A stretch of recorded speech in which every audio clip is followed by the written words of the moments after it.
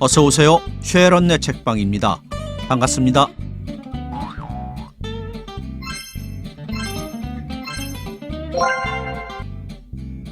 또 한 분의 카프 계열의 작가를 소개합니다. 엄응섭 선생은 조선일보에 평론을 발표하면서 등단을 했지만 이후 시와 소설을 동시에 발표하면서 전방위 작가로 활동을 합니다.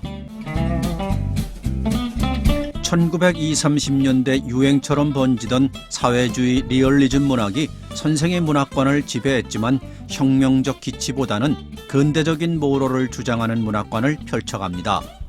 사회의 모순이나 부정적 현실에 굴복하지 않는 개인적 반항 또는 극복을 보여주는 주인공을 그리는데 탁월했지요. 오늘 준비한 길 역시 억울한 죽음으로 인해 남편을 잃은 젊은 부인의 이야기를 산고를 통해 아이를 얻는 상징적인 표현으로 그려내고 있습니다. 누구나 권기했고 누구나 투쟁했던 일제강점기, 펜으로 그 역할을 다했던 엄응섭 선생의 단편입니다. 길, 시작합니다.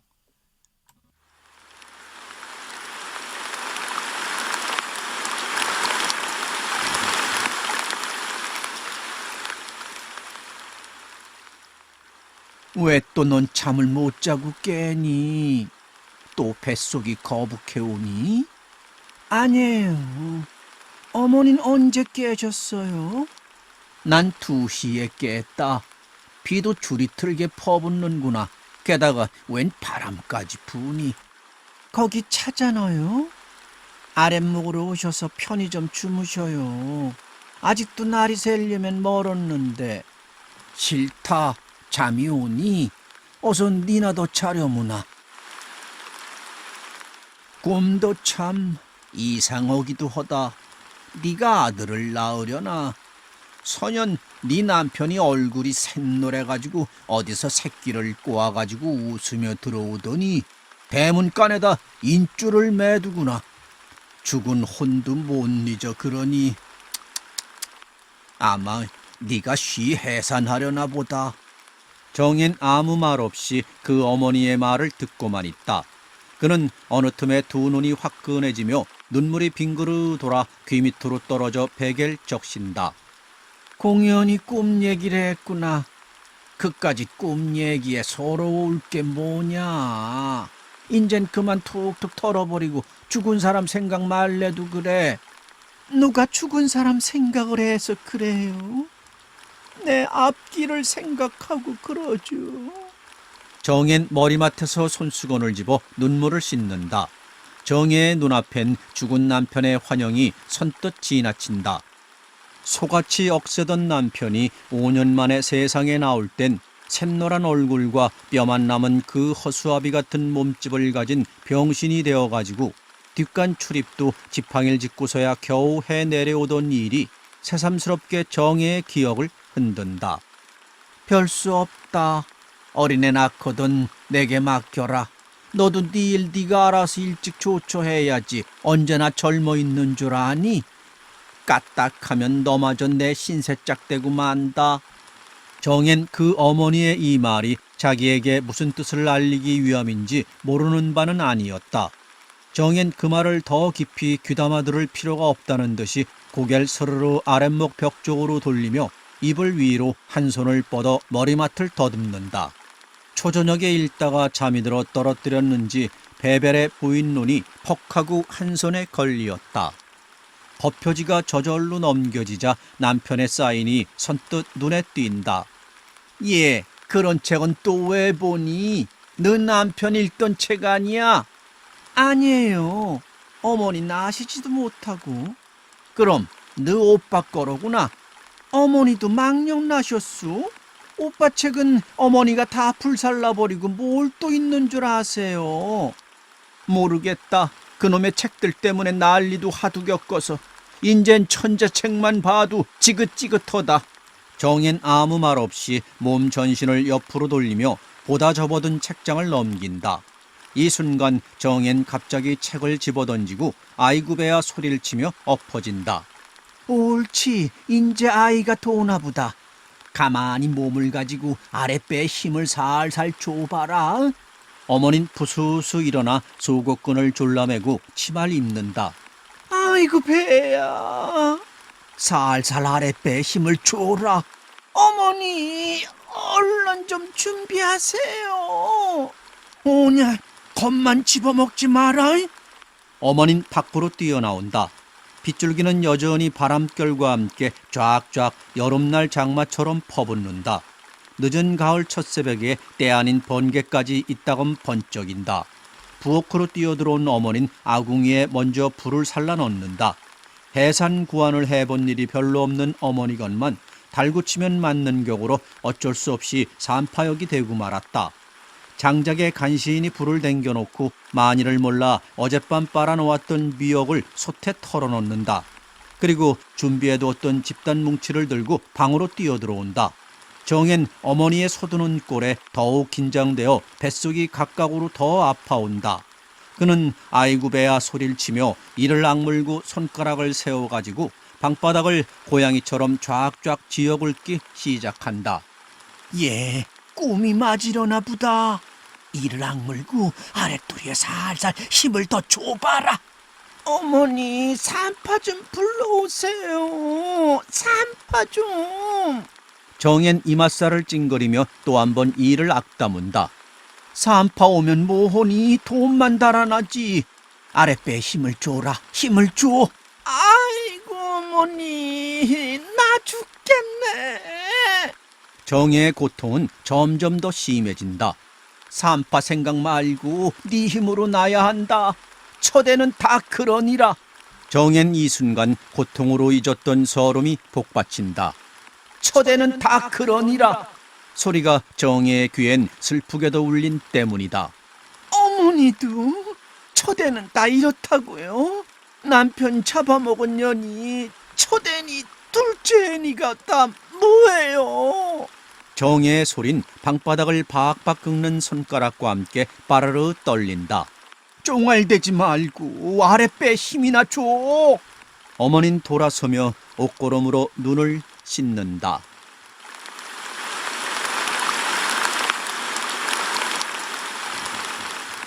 날은 아직도 밝아오지 않는다. 빗줄긴 힘차게 퍼부어댄다. 이따금 천둥도 없는 번개가 번쩍번쩍 방안을 비춘다. 미역국이 끓고 밥솥이 피피 넘건만 정엔 여전히 배를 붙이고 뒹굴며 고양이처럼 앙앙거리면서 방바닥을 긁고만 있다. 정혜의 몸이 워낙 튼튼치 못한 데다가 아이 뵌 지 석 달 만에 남편을 여의고 속을 썩여 그런지 암만 해도 난산을 할 것 같다. 정엔 거의 혼수 상태에 빠졌다. 수국근이 저절로 끌러지고 저고리끈마저 풀어졌다. 이말 몇 번이나 손등에 비벼대고 고개를 몇 번이나 흔들었던지 흰 댕기들여 쪽진 머리가 마냥 풀려 어깨로 흘러내렸다. 정엔 인제 더 기운을 쓸 수 없다는 듯이 한 팔을 뻗은 채 정신을 잃고 눈을 감고 까무러져 버린다. 어머닌 부엌으로 방으로 혼자서 불이 나게 왔다 갔다 하더니만 정신을 못 차리고 쓰러진 정의 곁에 와서 귀에다 입을 대고 고함을 지른다. 얘야, 얘야, 정신 차려라, 정신. 다 아이 날 땐 이렇다. 그렇기에 제 자식 낳아봐야 부모공을 아느니라. 아이고 어머니, 나 죽겠네. 상파 좀 불러요, 얼른. 정엔 최후로 악을 쓰고 뻗어져 버린다. 어머닌 만일 난산이 되면 어쩌나 겁이 나서 몸이 떨리면서도 자기가 정의 남매를 낳을 때 경험에 비추어 보아 얼마쯤 마음이 눅지기도 한다. 정혜야? 어머니. 얘야, 정신 차려. 이를 앙다 물어라. 산파 오면 별 수 있니? 내가 널 낳을 때는 지금 너보다 더 까무러졌었다. 세상에 여편네로 태어나는 죄가 제일 큰 죄란다. 어머닌 위로 겸 한탄을 늘어놓는다. 정엔 이 순간 어머니의 말에 약간의 위로가 생겼던지 힘을 최후로 긁어 모아 보았다. 그러나 그 힘은 조금도 효과가 나타나지 않는다. 얼마나 지난 뒤 정엔 아랫배가 갑자기 붉은해지더니 날카로운 칼로 간을 찌르는 것 같은 아픔이 온 전신을 치밀면서 마른 땀이 조르르 하고 머리끝에서 발끝까지 뻗쳐 흐른다. 어머닌 정혜의 아랫도리를 들여다보다가 큰 소리를 지른다. 옳지 옳지. 나온다 나온다 나온다. 힘을 더 줘. 어머닌 자기도 모르게 끙끙하고 정혜보다 더 크게 힘을 들인다. 어서 더. 애기 문이 조금 열려진다. 아이의 까만 머리통이 어린애 베개마구리만큼 보인다. 그렇지. 어서 더. 어머닌 애 같아서 긴장된 목소리로 또 한 번 힘을 재촉한다. 이 순간 어린아이 머리는 다푼쯤 밀려나온다. 그러나 그 이상 더 나올 생각은커녕 정엔 아주 풀이 죽어 까무러져 버리고 만다. 어머닌 겁이 치밀었다. 설마 어쩔라고 하는 순산을 믿던 마음이 이렇게까지 난산이 될 줄이야 몰랐다. 이러다가 만일 정혜가 아이도 못 낳고 그대로 죽어버린다면 하고 어머닌 무서운 생각이 번개처럼 들다가도 설마 내 딸이 무슨 죄가 있기에 하고 뭉쳐 생각하고는 까무러진 정혜의 뺨을 철썩 올려붙여 본다. 정혜야 얘야, 정신 차려라 정신. 조금만 더 써라. 머리가 나왔다. 정신 놓으면 안 돼. 정엔 어머니의 이 소리가 잘 들리지 않았는지 전기가 회회 풀린 눈을 스르르 뜨며 어머니의 얼굴을 흘긴다. 어머니의 얼굴은 뱅뱅뱅 온 방안을 휘돌아다니고 윗목의 농짝과 경대가 기우뚱기우뚱 움직인다. 정엔 눈을 스르르 감으면서 이를 악물어 본다. 그러나 아인 그 이상 더 나오지 않는다. 어머닌 온몸을 부르르 떤다. 어머닌 허둥지둥 방문을 열고 뛰어나와 지우산을 찾는다. 빗줄기는 지우산 위를 요란스럽게 내리때린다. 골목을 나섰을 때는 바람은 더 세차게 불어때려 지우산을 뒤집어 버린다. 어머닌 줄비를 그대로 온 전신에 맞아가며 천방지축 힘을 모아 산팥집 대문 앞까지 뛰어갔다. 대문을 몇 번이나 흔들었지만 안에선 아무 소리가 없다. 빗발에 젖은 위아래 옷은 철썩 몸 전신에 들러붙었다. 천근이나 될 것처럼 무겁고 살은 마치 얼음장 속에 처박힌 것 같다. 찬 기운이 스며들건만은 어머닌 그 생각보다 정혜의 애타는 양이 더 또렷이 걱정된다.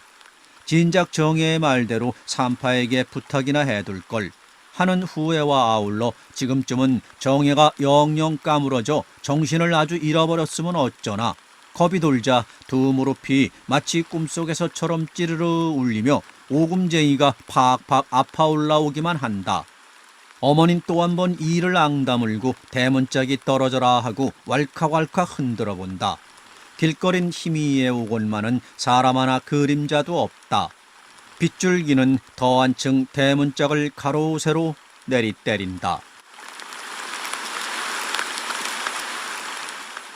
어머니가 산파를 인력거에 태워가지고 집으로 돌아왔을 때는 벌써 정혜는 정신을 잃을 대로 잃고 까무러져 버렸다. 어머닌 허둥지둥 정혜의 배 아래를 들여다본다. 아인 이마가 뾰조롬이 내다보인 채 나오질 않고 쉰다. 산파는 먼저 강심제를 꺼내어 두 대를 거듭 주사한다. 그러나 정혜는 정신이 아주 풀려 산파가 온 것조차 잊어버렸다. 예, 정혜야, 산파 오셨다. 정신 차려. 아유, 선생님, 살려주세요. 정혜의 말소린 바르르 떨린다. 가만히 진정해야죠. 겁집어 먹지 말고 조금 더 힘을 줘봐요. 산파는 아무런 겁도 없다는 듯이 둥글럽적한 얼굴에 두세 주름을 지은 대로 태연스럽게 표정을 지으며 거의 직업적으로 정혜의 배아래를 가만히 만지기 시작한다. 정혜의 배아래를 들여다보는 어머니의 몸뚱인 벌벌벌 자꾸만 떨린다. 정혜는 죽을 힘을 모아 아랫배로 보내본다. 아이 이마가 슬며시 밀려나온다. 그렇지, 옳다. 얘야, 이제 다 나오겠다. 힘써라, 힘써. 어머닌 기쁜 듯이 소리를 벌떡 지른다. 정혜는 이 순간 자기 이상의 비상한 힘이 샘솟음을 깨달았다.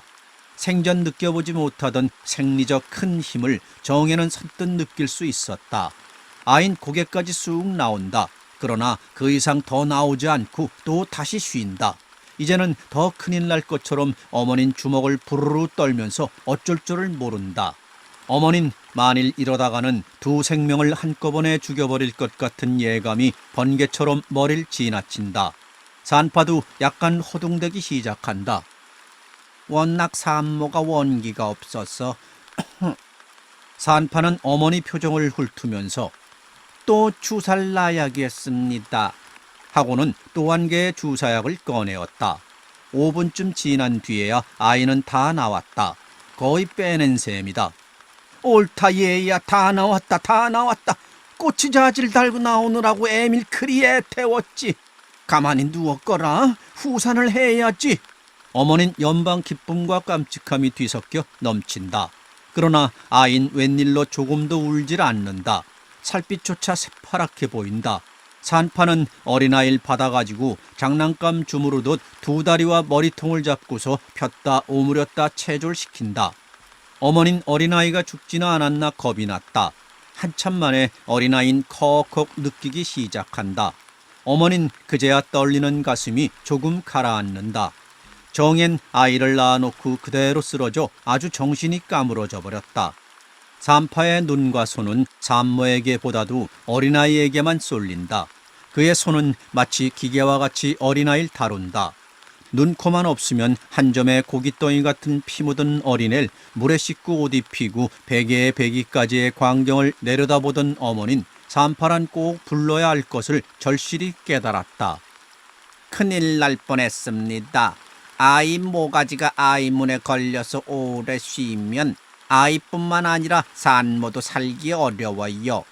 어머닌 산파의 말에 이제야 두 생명이 살았구나 느껴진다. 정예야, 얘야, 정신 차려라. 정신 차려. 어머닌 이맛살을 찡그리며 정예의 얼굴을 들여다본다. 가만히 두세요. 산모가 워낙 약해 빠져서. 산파는 또 한 대의 강심제를 놓는다. 얘야, 정신 좀 차려. 응? 어머닌 속이 달아 또 한 번 정예를 흔든다. 정예는 꿈속에서 깨어나는 사람처럼 눈을 스르르 뜬다. 아들 하나 낳기 힘도 든다. 어머닌 정예를 위로하려는 듯이 빙그레 웃음을 띠며 말소리를 부드럽게 던진다. 정예는 아들을 낳았다는 말에 선뜻 새정신을 느끼었다. 그러나 아랫도리는 조금도 움직일 수 없다. 가만히 정신만 놓지 말고 계세요. 큰 욕 받습니다만 후산을 또 해야 할 테니.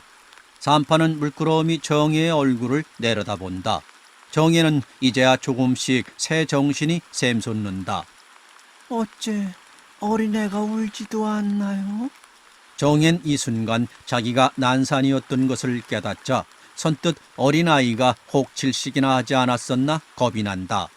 정예는 그것이 자기가 이미 한 아이의 어머니가 되고만 이 순간에 처음 느껴지는 한 가닥 본능적 모성애가 가진 공포라고 깨달았다. 지금 잡니다. 워낙 어머니 뱃문이 좁았던지 혼이 단단히 나서 울지도 않고. 산파의 말에 일변 안심은 되나 그러나 혹 질식해 죽은 것만 같다. 정엔 고개를 들어 어린애가 혹시 죽은 남편을 닮았는지 어린애 쪽을 보려 했다. 그러나 고개는 생각대로 돌려지지 않는다.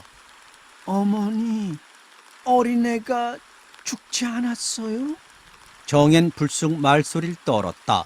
암만 해도 이미 시체가 되어 뻗어졌건만 자기의 마음을 상치 않기 위하여 일부러 속이는 것만 같다. 아이고, 방정 맞은 것 같으니 그게 무슨 소리냐 원. 눈을 뜨고 벌써부터 주먹을 빨려고 휘휘 내두르는 걸. 어머니는 시침을 떼고 어린아이 얼굴로 시선을 옮긴다. 아까 산파가 목욕 감길 때 헉헉 두어 번 기침 같은 소리를 하고 나서 아직도 울지 않던 어린아이는 살빛이 아직도 붉어오지 않는다. 어머니는 이 순간 겁이 났다. 어머니는 정예의 눈을 스르르 피하면서 어린아이 코 밑에 자기의 귀를 가만히 기울인다. 쌕쌕쌕 가는 숨소리가 들릴 둥 말둥 흘러나온다. 내버려 두세요. 저도 좀 쉬고 정신을 차려야지. 산파는 그렇게 쉽게 사람의 생명이 끊어지지 않는다는 듯이 어머니의 얼굴을 힐끗 흘겨보고 주사기를 주섬주섬 집어넣는다. 정엔 무서운 꿈을 꾸는 것 같은 긴장 속에서 후산을 마친 뒤에야 비로소 새정신이 샘솟았다. 정신이 맑아짐을 따라 정혜는 까닭없이 슬펐다. 그것은 첫째, 남편이 없기 때문이다. 남편이 살았던들 오늘의 자기의 고통은 오직 순간적 생리적 고통에 그쳤을 것이건만 오늘의 고통을 위로할 자 누구며 이제 앞일을 맡길 자 누구인가 생각되매 아득한 적막과 슬픔이 가슴을 쪼갤 것처럼 치밀어 올라온다. 그러나 정엔 이 적막과 슬픔을 억지로 참으려 했다. 이젠 다만 한 아이의 어머니로서의 자기의 온몸을 희생하는 것이 오히려 자기의 천직이려니 생각하려 했다. 정엔 어머니가 가져다주는 첫 국밥을 먹었다. 많이 좀 먹어라. 먹어야 산다. 어머닌 치맛고름으로 눈물을 연방 씻는다. 어머니의 눈물방울은 죽은 아이의 애비를 생각하는 정이건이 느껴지자 정엔 미역국에 목이 메이기 시작한다. 이제 25의 청춘 시절을 과부가 되고 또다시 유복자를 키운다는 것은 그렇게 명랑한 사실이 아님을 정엔 모르지 않는다. 자기의 중학 동창생으로 모 은행원과 결혼하여 행복스러운 문화주택의 단꿈을 누리는 갑순이, 백만장자의 아들 김모의 셋째 첩으로 3층 양옥에 버티고 사는 경주, 유복자를 안고 과부된 지 2달 만에 장사꾼 남편을 맞아간 경이, 그런 동무들의 얼굴이 선뜻 눈앞에 나타난다. 그러나 정엔 애써 머리를 흔들어 버린다. 자기의 행복은 갑순이나 경주나 경이가 사는 그런 집에서 그런 곳에서 찾아낼 수 없음을 그는 잘 알고 있기 때문이다. 정엔 꼭 같은 한 세상, 한 시대, 한 땅에 살면서 갑순과 경주와 경이와 자기와의 세상은 거리가 멀고 사이가 막혔음을 깨달았다. 갑순이의 길이나 경주의 길이나 경이의 길은 도저히 자기가 가는 길과는 딴 가닥 길이거니 생각된다. 자기의 행복은 오직 가버린 남편의 어린아이의 어머니로서의 앞길을 걸어나가는 데에 빛나리라 생각되었다. 정엔 옆에 잠든 어린아이의 얼굴을 스르르 내리 훑는다. 어서 커서 네 애비의 못 이룬 뜻을 이어야지. 정엔 어느 틈에 두 눈이 따끈해온다. 명대로 다 못 살고 청춘에 꺾이고만 남편의 얼굴이 새삼스럽게 눈앞을 어른거리기 때문이었다. 정엔 이를 악물었다. 남편을 죽인 것은? 정엔 자기도 모르는 사이에 입술을 깨물어 본다. 작년 봄 5년 만에 자유의 몸이 되어 세상에 나올 때에 파랗게 병들어 비틀걸음을 걷던 남편의 얼굴이 스르르 정혜의 눈앞에 어른거린다. 정혜는 어느 틈에 두 눈이 흐릿해온다. 날은 훤하게 밝았건만 아직도 빗줄기는 여전히 퍼붓는다. 정혜는 모든 기억을 잊어버리려 고개를 좌우로 흔들었다. 그리고 또 한 번 어린아이의 잠든 얼굴을 옆으로 흘겨본다. 어머니로서의 일생을... 정혜의 가슴엔 또다시 이러한 생각이 용솟음친다. 이런 감정이 북받치자 정혜는 까닭없이 서럽고 슬펐다. 자기의 일생은 끝까지 빛없는 암흑 속에서 허덕이다 말 것인가 생각되매 세상이 허무하고 자기 한 몸이 버러지처럼 내리켜 보이었다. 그러나 이 순간 정혜는 오늘 자기와 같이 빛없는 세상에서 허덕이는 여자가 오직 자기 한 사람뿐만이 아니란 것을 선뜻 깨달을 수 있었다. 모든 난관에 부닥치더라도 당신은 그것을 박차 당신의 청춘까지 희생하고라도 한 아이의 어머니로서 충실하려 한다고. 남편의 병이 위경에 이르렀을 때 임신 중에 자기에게 최후의 반문을 던지던 남편의 가늘게 떨리던 목소리가 새삼스럽게 정혜의 귀를 울려온다. 정혜는 이 순간 후 하고 길게 한숨을 내쉬었다. 그렇다. 난 벌써... 정혜는 어느 틈에 한 가닥의 절망이 떠올라왔다. 그러나 그는 곧 머리를 흔들며 내겐 벌써 청춘도 없다. 내 운명은 이미 결정되었다고 중얼거렸다.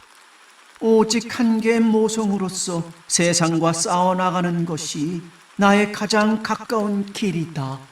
그는 또한 새로운 진리나 깨달은 듯이 속으로 이렇게 중얼거리었다. 밖에선 여전히 빗줄기가 쏟아진다.